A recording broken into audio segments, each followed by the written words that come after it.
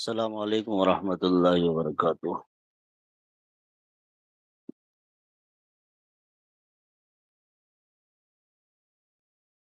بسم اللہ الرحمن الرحیم۔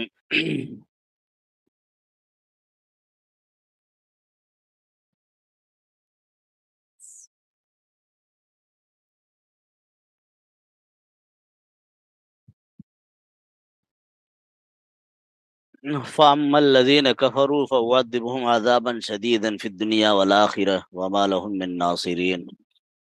وَأَمَّا الَّذِينَ آمَنُوا وَعَمِلُوا الصَّالِحَاتِ فَيُوَفِّيهِمْ أُجُورَهُمْ وَاللَّهُ لَا يُحِبُّ الظَّالِمِينَ ذَلِكَ نَتْلُوهُ عَلَيْكَ مِنَ الْآيَاتِ وَالذِّكْرِ الْحَكِيمِ إِنَّ مَثَلَ عِيسَىٰ عِندَ اللَّهِ كَمَثَلِ آدَمَ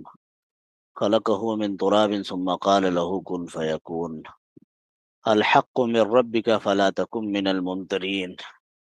فمن حاجك فيه من بعد ما جاءك من العلم فقل تعالوا ندعو أبناءنا وأبناءكم ونساءنا ونساءكم وأنفسنا وأنفسكم ثم نبتهل فنجعل لعنة الله على الكاذبين إن هذا لهو القصص الحق وما من إله إلا الله وإن الله لهو العزيز الحكيم وإن تولوا فإن الله عليم بالمفسدين۔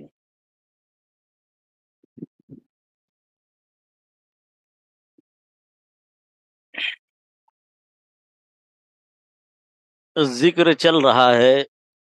عیسیٰ علیہ السلام کا۔ اس سے پہلے کی اوپر کی آیت جو گزری ہے اس کے اندر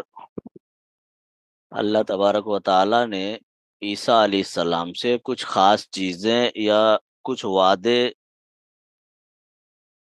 کیے تھے، ان کا ذکر کیا۔ اس میں یہ تھا کہ متوفی کا، انی متوفی کا، کہ میں تم کو وفات دوں گا پہلے نمبر پر، ورافیو کا الیہ، اور میں تم کو اپنے پاس اٹھا لوں گا، یہ دوسرا۔ تیسرا وعدہ تھا مطہرو کا من الذین کفروا، کی کافروں سے میں پاک کروں گا، جاعل الذین اتبعوا کا فوق الذین کفروا الی یوم القیامہ،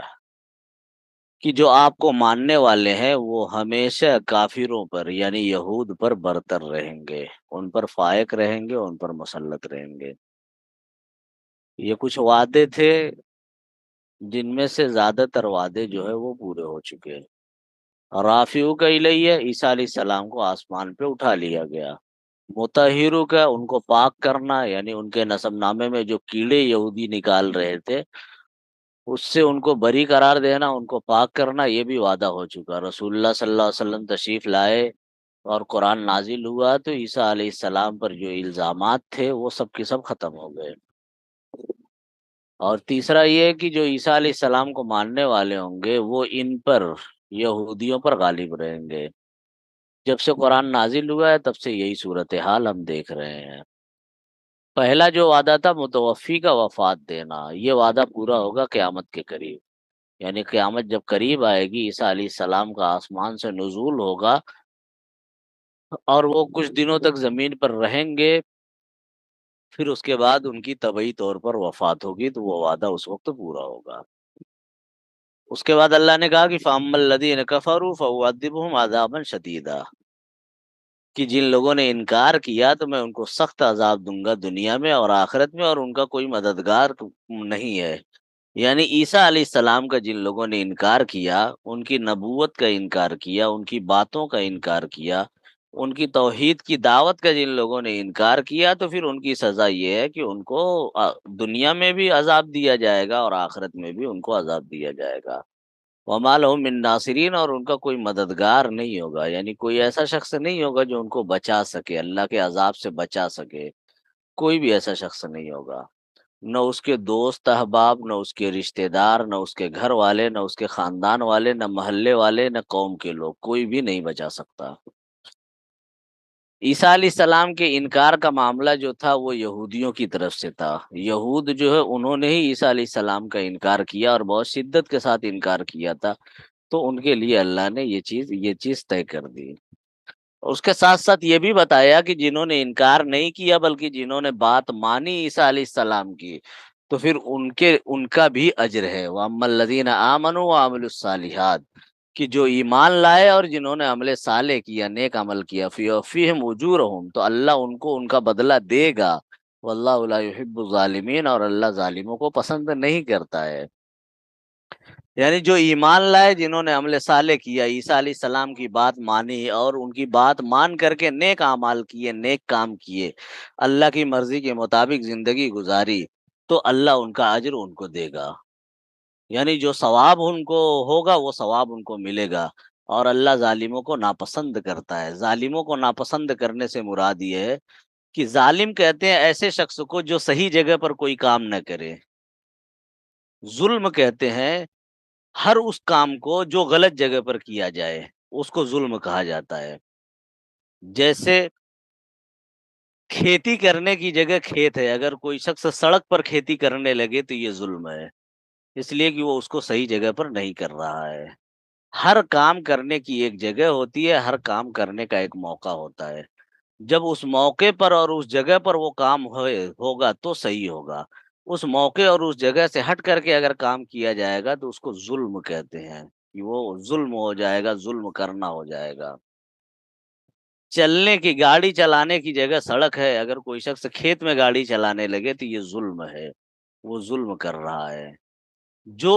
چیز جس جگہ کے لیے ہے، وہ جو کام، جس کام کے لیے جو جگہ ہے وہیں پر کام ہو تو صحیح ہے، تو وہ عدل ہے، انصاف ہے۔ اس سے ہٹ کر کے کام ہوگا تو وہ ظلم ہے۔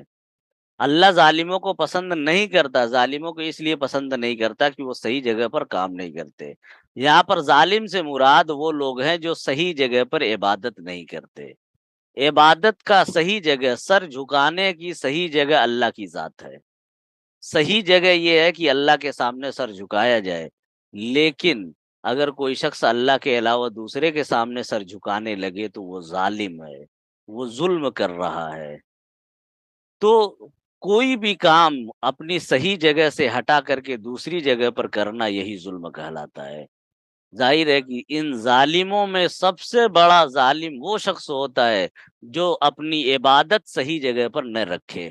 جو صحیح جگہ پر عبادت نہ کرے۔ عبادت کی صحیح جگہ اللہ کی ذات ہے، سر جھکانے کی صحیح جگہ اللہ کی ذات ہے، کہ اللہ کے سامنے سر جھکایا جائے، اللہ کی عبادت کی جائے، بات اللہ کی مانی جائے۔ لیکن کوئی شخص اللہ کے علاوہ دوسرے کے سامنے سر جھکائے، دوسروں کی بات مانے، تو وہ ظالم ہے، اور وہ سب سے بڑا ظالم ہے۔ سب سے بڑا ظالم وہی شخص ہے،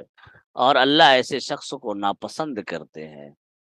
ایسے شخص کو ناپسند کرتے ہیں جو غلط جگہ پر سر جھکاتا ہے، اور اس کے علاوہ اللہ ان لوگوں کو بھی ناپسند کرتے ہیں جو غلط موقع پر کام کرتے ہیں۔ جو جس کام کی جو جگہ ہے وہاں سے ہٹ کر کے دوسری جگہ پر وہ کام کرتے ہیں، ایسے لوگ بھی ظالم ہیں۔ اور ظلم کرنے والا چاہے جو بھی ہو، چھوٹا ظلم کرنے والا ہو، بڑا ظلم کرنے والا ہو، چھوٹے معاملات میں کو غلط جگہ استعمال کرنے والا ہو، بڑے معاملات، بڑے کاموں کو غلط جگہ استعمال کرنے والا ہو، یہ سب ظالم ہے، اور اللہ ان کو ناپسند کرتے ہیں، سخت ان کو ناپسند کرتے ہیں۔ ذالک نتلو علیک من الآیات والذکر الحکیم، اور یہ آیتیں ہیں، ہم اس کی تلاوت کرتے ہیں، والذکر الحکیم، اور تحقیقی بیان ہے۔ یعنی یہ جو آیتیں اوپر ذکر کی گئی عیسیٰ علیہ السلام کے تعلق سے، جو باتیں ذکر کی گئی ہیں، یہ سرسری باتیں نہیں ہیں، یہ ہے ذکر حکیم ہے، یعنی تحقیقی بیان ہے، یہ بالکل ثابت شدہ چیزیں ہیں۔ یہ صرف خواب و خیال کی باتیں نہیں ہیں، یا یہ افسانے نہیں ہیں، بلکہ ان کا تعلق حقیقت سے ہے۔ یہ ایسے ہی حقیقت ہیں جیسے کہ دن میں سورج کا نکلنا حقیقت ہے، جیسے رات میں ستاروں کا نکلنا حقیقت ہے، ویسے ہی یہ چیزیں بھی حقیقت ہیں جو قرآن کے اندر بیان کی گئی ہیں۔ اس میں کسی بھی طرح کی شبہے کی گنجائش نہیں ہو سکتی، یہ سب کی سب تحقیقی بیانات ہیں، اللہ کی طرف سے آئی ہوئی چیزیں ہیں۔ ان مثل عیسیٰ عند اللہ کمثل آدم، یقیناً عیسیٰ کی مثال اللہ کے نزدیک آدم کی طرح ہے، آدم کی مثال کی طرح ہے۔ خلقہ من تراب، کہ آدم کو اللہ نے مٹی سے پیدا کیا، ثم قال لہ کن فیکون، پھر اس سے کہا ہو جا تو ہو جا، وہ ہو گیا۔ عیسیٰ علیہ السلام کے معاملات کو جو لوگ تعجب خیز سمجھتے ہیں، ان کی پیدائش کو جو لوگ حیرت انگیز سمجھتے ہیں، ان کے لیے اللہ نے ایک دوسری مثال بیان کی کہ عیسیٰ علیہ السلام کا معاملہ اگر تم کو حیرت انگیز لگتا ہے اور تم اس کے انکار کے در پہ ہو، اس کا انکار کر رہے ہو، تو اس سے زیادہ حیرت انگیز معاملہ تو آدم علیہ السلام کا ہے کہ آدم علیہ السلام کی پیدائش میں معاملہ یہ ہے کہ نہ ماں ہے نہ باپ، کچھ بھی نہیں ہے۔ عیسیٰ علیہ السلام میں تو کم سے کم ماں ہے، باپ نہیں ہے۔ ماں ہے اور ماں کے پیٹ سے وہ پیدا ہوئے ہیں، جو فطری طریقہ ہے پیدا ہونے کا، صرف باپ نہیں ہے۔ آدم علیہ السلام کی پیدائش میں تو باپ بھی نہیں ہے، ماں بھی نہیں ہے، کچھ بھی نہیں ہے۔ تو جو لوگ ان آیتوں پر تعجب کرتے ہیں، جو لوگ ان باتوں پر تعجب کرتے ہیں، عیسیٰ علیہ السلام کی پیدائش پر تعجب کرتے ہیں، ظاہر ہے کہ ان کو اس سے زیادہ تعجب آدم علیہ السلام کی پیدائش پر ہونا چاہیے۔ یہ یہودیوں کا معاملہ تھا کہ وہ تعجب کرتے تھے، وہ انکار کرتے تھے کہ عیسیٰ علیہ السلام کے بارے میں جو کہا جاتا ہے کہ وہ اللہ کا کلمہ ہے، وہ کہتے تھے کہ ایسا کچھ بھی نہیں ہے۔ وہ نہیں مانتے تھے، انکار کرتے تھے، اس لیے ان کے نسب میں کیڑے نکالتے تھے۔ لیکن انہی کی کتاب میں آدم علیہ السلام کی پیدائش کے سلسلے میں باتیں لکھی ہوئی تھی۔ ان کی کتاب جو توریت ہے، اس میں آدم علیہ السلام کی پیدائش کے سلسلے میں یہ بات لکھی ہوئی ہے کہ آدم علیہ السلام بغیر ماں باپ کے پیدا ہوئے، محض اللہ کی قدرت سے۔ تو اس کو مانتے ہیں، اس پر یقین رکھتے ہیں، اس پر ایمان رکھتے ہیں کہ محض اللہ کی قدرت سے آدم علیہ السلام کی پیدائش ہوئی۔ تو جو زیادہ تعجب کی چیز تھی اس کو مان لیا، اور جو کم تعجب کی چیز تھی اس کا انکار کر دیا، اس کو ماننے کے لیے تیار نہیں ہے۔ اسی پر اللہ نے کہا کہ عیسیٰ کی مثال تو آدم جیسی ہے۔ اگر آدم کو تم مان رہے ہو، آدم علیہ السلام کو مان رہے ہو، تو پھر عیسیٰ علیہ السلام کو نہ ماننے کی کوئی وجہ نہیں ہے۔ ظاہر ہے عیسیٰ علیہ السلام کا واقعہ جو ہے وہ آدم علیہ السلام کے واقعے سے زیادہ حیرت انگیز نہیں ہے۔ عیسیٰ علیہ السلام کا واقعہ کم حیرت انگیز، آدم علیہ السلام کا واقعہ زیادہ حیرت انگیز ہے، اس لیے کہ وہاں نہ ماں ہے نہ باپ ہے، کچھ بھی نہیں ہے۔ آدم علیہ السلام کی پیدائش کیسی ہوئی؟ اللہ نے فرمایا کہ خلقہ من تراب، کہ آدم کو مٹی سے بنایا، یعنی مٹی سے آدم کا پتلا بنایا، ثم قال له کن، اور پھر اس پتلے سے کہا کہ ہو جا، یعنی انسان ہو جا، فیکون، تو وہ پتلا انسان ہو گیا۔ ظاہر ہے نہ اس میں ماں کا دخل ہے نہ باپ کا دخل ہے، کسی کا بھی دخل نہیں ہے، کسی انسان کا دخل نہیں ہے آدم علیہ السلام کی پیدائش میں۔ مٹی کا پتلا تیار کیا اور پھر اللہ نے اس میں اپنی روح پھونک دی، کہا کن، ہو جا، وہ انسان کی شکل میں تیار ہو گئے۔ ظاہر ہے کہ یہ تو زیادہ تعجب خیز چیز ہے، یہ فطری طور پر اگر دیکھا جائے تو یہ زیادہ تعجب کی چیز ہے۔ لیکن جب اس کو مان رہے ہو تو پھر عیسیٰ علیہ السلام کے واقعے کو نہ ماننے کی کوئی وجہ نہیں ہے۔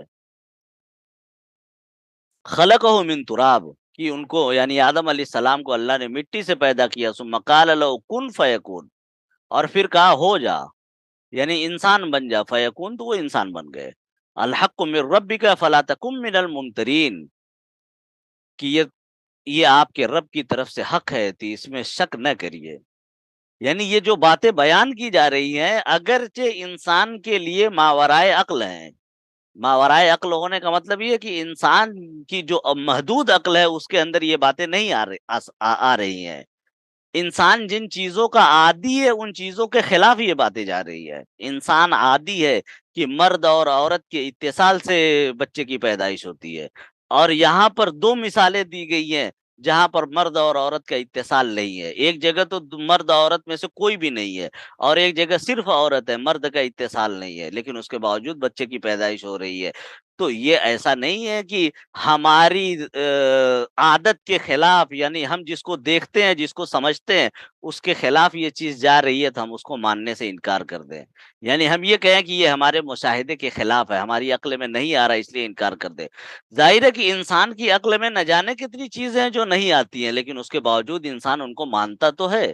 بہت سی چیزیں ہیں جن کو انسان دیکھتا نہیں ہے لیکن مانتا ہے، بہت سی چیزیں ایسی ہیں جو انسان کے سمجھ میں نہیں آتی ہیں لیکن مانتا ہے۔ ماورائے عقل چیزیں ماننا انسان کی مجبوری ہے۔ یہ چیزیں بھی ماورائے عقل ہے، انسان کی عقل میں نہیں آتی ہیں، تو اس کا مطلب یہ نہیں ہے کہ اس کا انکار کر دے۔ الحق من ربک، قرآن نے جب بیان کر دیا تو یہ ساری چیزیں اللہ کی طرف سے ہیں، اللہ کی قدرت سے باہر کچھ بھی نہیں ہے۔ اللہ کی قدرت کے اندر ساری چیزیں ہیں، بغیر باپ کے پیدا کرنا، بغیر ماں کے پیدا کرنا، بغیر ماں باپ کے پیدا کرنا، اور ماں باپ کے ساتھ پیدا کرنا۔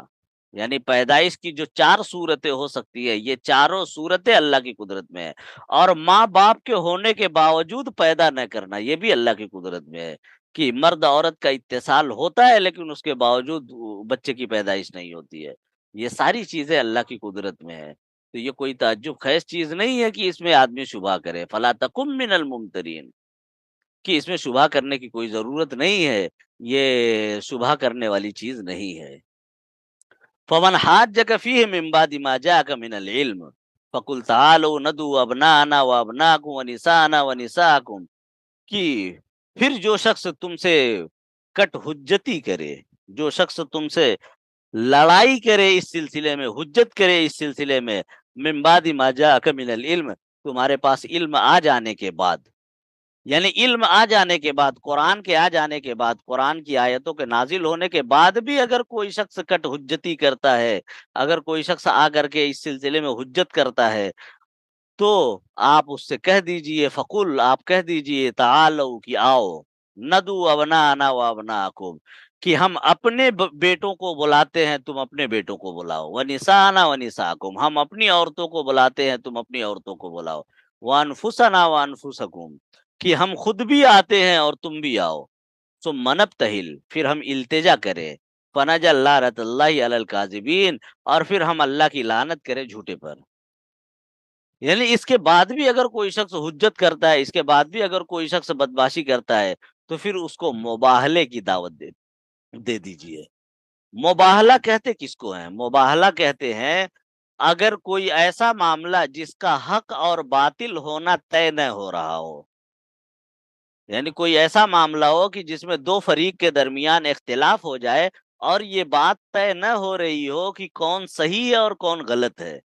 کس کی بات صحیح ہے اور کس کی بات غلط ہے، اگر یہ بات طے نہ ہو پا رہی ہو تو اس صورت میں مباہلہ کیا جاتا ہے۔ مباہلے میں ہوتا یہ ہے کہ دونوں فریق کے لوگ اکٹھے ہوتے ہیں کسی میدان میں، اور بیٹھ کر کے وہ یہ دعا کرتے ہیں کہ ہم میں سے جو جھوٹا ہے وہ ہلاک ہو جائے، ہم میں سے جو جھوٹا ہے اس پر اللہ کی لعنت ہو، اللہ کی رحمت سے وہ دور ہو جائے، جو ہم میں سے جھوٹا ہے وہ ہلاک ہو جائے، یہ مباہلہ ہوتا ہے۔ مباہلے میں اس کو تقویت دینے کے لیے اپنی آل اولاد اور اپنے خاندان والوں کو بھی اکٹھا کیا جاتا ہے۔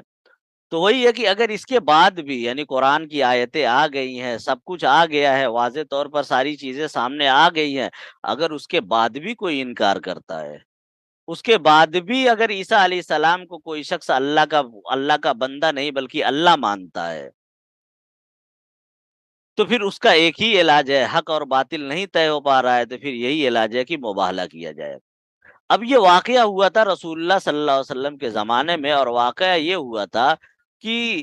نجران کے جو نصارہ تھے، نجران جو ہے جگہ کا نام ہے، نجران کے جو نصارہ تھے، ان کے پاس رسول اللہ صلی اللہ علیہ وسلم نے پیغام بھیجا، پیغام یہ بھیجا کہ یا تو تم لوگ اسلام قبول کر لو، یا تو جزیہ دو، یا پھر لڑائی کے لیے تیار ہو جاؤ، یعنی یہ تین باتیں، یہ تین اختیارات ان کو دیے کہ اسلام قبول کر لو تو بات ختم ہو جائے گی، جھگڑا ختم ہو جائے گا، جزیہ ادا کرو، یعنی جزیہ ادا کر کے ہماری امان میں آ جاؤ، ہمارے حفاظت میں آ جاؤ، ہم تمہاری حفاظت کریں گے، یا پھر تیسری صورت یہ ہے کہ اگر یہ دونوں صورتیں قبول نہیں ہے تو تیسری صورت یہ ہے کہ لڑائی کے لیے تیار ہو جاؤ، کہ لڑو، پھر ہم سے لڑائی کے لیے تیار ہو جاؤ۔ نجران کے نصارہ کو جب یہ رسول اللہ صلی اللہ علیہ وسلم کا پیغام ملا، یعنی یہ وہ آخر زمانے کی بات ہے،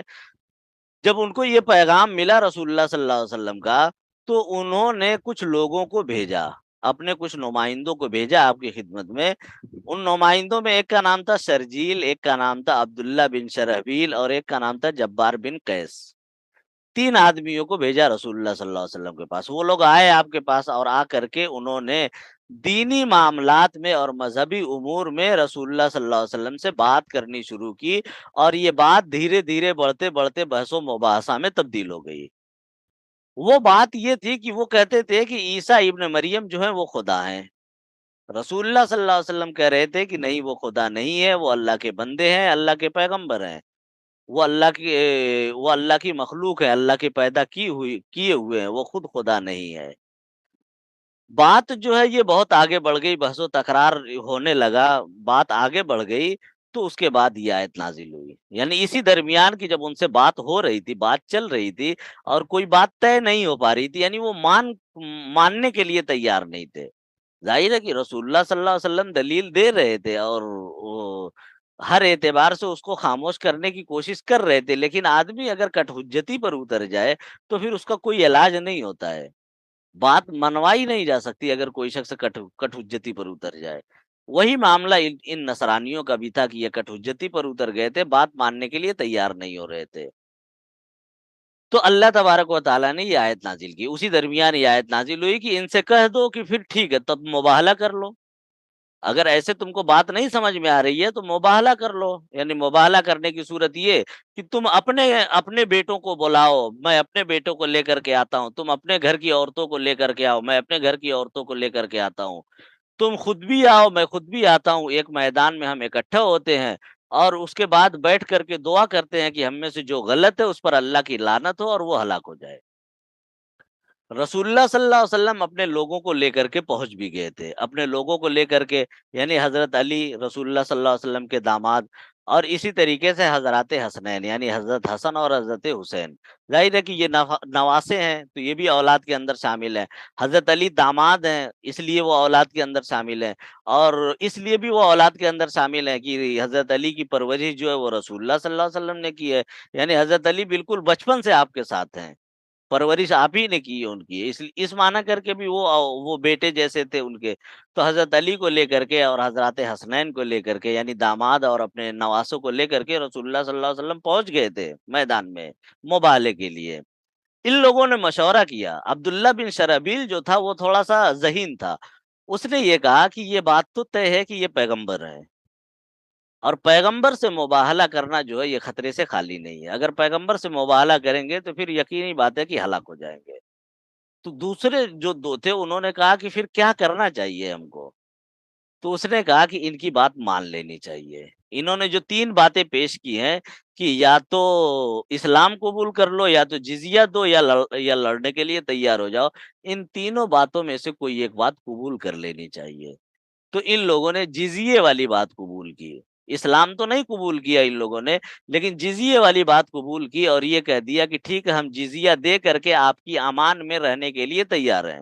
مسلمانوں کی حفاظت میں ہم رہنے کے لیے تیار ہے، جزیہ دے کر کے اس کے لیے تیار ہو گئے، مباہلہ کرنے کی ہمت جو ہے وہ نہیں کر سکے۔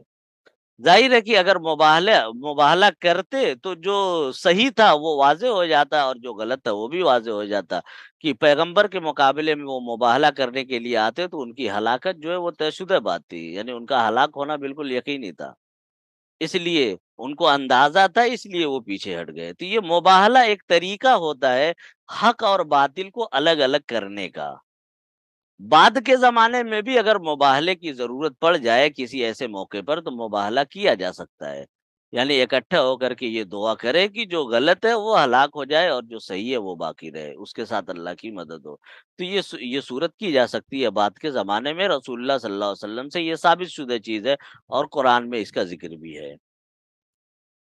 اب مباہلے کے لیے یہ ضروری نہیں ہے کہ آدمی اپنی اولادوں کو لے کر کے جائے، اولاد کو لے کر کے جاتے ہیں اس لیے تاکہ اس کا اہتمام پتہ ہو، یعنی یہ ہو کہ ہم کو بہت یقین ہے، یا اس بات کا ہم کو اہتمام ہے، اس لیے کہ ہم اپنے ساتھ ساتھ اپنی اولادوں کو بھی سامنے رکھتے ہیں کہ اگر ہم غلط ہیں تو ہمارے ساتھ ساتھ ہماری اولادیں بھی ہلاک ہو جائے، یعنی اپنے حق پر ہونے کے اپنے حق پر ہونے کے یقین کو دکھلانے کے لیے اولاد وغیرہ کو بھی ساتھ لیا جاتا ہے، لیکن کوئی ضروری نہیں ہے کہ ہر مباہلے میں اولاد وغیرہ کو ساتھ لیا جائے، یہ کوئی ضروری نہیں ہے، دونوں فریق جو ہیں وہ سامنے سامنے آ جائیں میدان میں اور مباہلہ کر لیں، یہ ہو سکتا ہے۔ ان ھذا لہو القصص الحق، یقیناً یہ سچے قصے ہیں، وما من الہ الا اللہ، اور اللہ کے علاوہ کوئی معبود نہیں ہے، ان اللہ لہو العزیز الحکیم، اور یقیناً اللہ وہی غلبے والا ہے، وہی حکمت والا ہے، یعنی یہ جو سارے قصے بیان کیے جا رہے ہیں یا ساری باتیں جو بیان کی جا رہی ہیں، یہ افسانے نہیں ہیں، یہ ادھر ادھر کے قصے کہانیاں نہیں ہیں، بلکہ یہ بالکل حق اور سچی باتیں ہیں۔ ساری باتیں بالکل سچی ہیں، ان کے اندر کسی بھی طرح کا کوئی شبہ نہیں ہے۔ یہ بالکل اتنے ہی سچے ہیں جتنا دن میں سورج کا نکلنا سچ ہے، جتنا رات میں تاروں کا نکلنا سچ ہے، اتنے ہی ان کا یہ باتیں بھی سچ ہیں۔ تو لہو القصص الحق، یہ سچے قصے ہیں۔ اور اس کے بعد پھر تاکید کی کہ وما من الہ الا اللہ، کہ اللہ کے علاوہ کوئی معبود نہیں ہے۔ جو لوگ یا نصارہ وغیرہ جو عیسیٰ علیہ السلام کو معبود بنا کر کے بیٹھے ہوئے ہیں، وہ غلط کر رہے ہیں، وہ توحید کے خلاف کر رہے ہیں۔ سب سے بنیادی چیز جو ہے وہ انسان کی زندگی میں توحید ہے۔ توحید سے بڑھ کر کے انسان کی زندگی میں اور کچھ بھی نہیں ہے۔ اسی لیے جگہ جگہ اللہ تبارک و تعالیٰ نے توحید کی تاکید کی ہے، ہر تھوڑی دیر کے بعد توحید کی تاکید کی ہے۔ عیسیٰ علیہ السلام کا قصہ بیان کیا، اب وہ قصہ ختم ہونے کے قریب ہے، یعنی اس رکوع کے اخیر میں ختم ہو جائے گا، تو یہاں پر تاکید کر دی وما من الہ الا اللہ، کی اللہ کے علاوہ کوئی معبود نہیں ہے، اور اللہ غلبے والا ہے اور اللہ حکمت والا ہے۔ یعنی جو بھی غلبہ حاصل ہے وہ اسی کو حاصل ہے، اور جو بھی حکمت حاصل ہے اسی کو حاصل ہے۔ اس لیے اس کے سارے معاملات اور اس کی ساری چیزیں جو ہیں وہ وہ اس لائق ہیں کہ آدمی بغیر کسی شک کے اور بغیر کسی شبہ کے اس پر یقین کرے اور ایمان لائے۔ فَإِن تَوَلَّوْا فَإِنَّ اللَّهَ عَلِيمٌ بِالْمُفْسِدِينَ، اور جن لوگوں نے پیٹھ پھیر لی، یقیناً اللہ فساد کرنے والوں کو جانتا ہے۔ یعنی ان لوگوں میں سے جنہوں نے پیٹھ پھیر لی، اللہ کی بات نہیں مانی، اپنے رسول کی بات نہیں مانی، پیغمبر کی بات کا انکار کر دیا، توحید پر نہیں آئے، کفر اور شرک پر ڈٹے رہے، تو ایسا نہیں ہے کہ اللہ ان کو نہیں جانتا۔ یہ مفسد ہیں، فساد پھیلانے والے ہیں، کفر کرنے والے یا شرک کرنے والے، یہ ظالم ہے، اور جو ظالم ہوتا ہے وہ مفسد ہوتا ہے، وہ فساد پھیلاتا ہے۔ ظاہر ہے کہ جب کام صحیح جگہ پر نہیں کیا جائے گا تو فساد پیدا ہوگا۔ کام اگر صحیح جگہ پر کیا جائے تو پھر فساد پیدا نہیں ہوگا، کام اگر غلط جگہ پر کیا جائے تو فساد پیدا ہوگا۔ کھیت اگر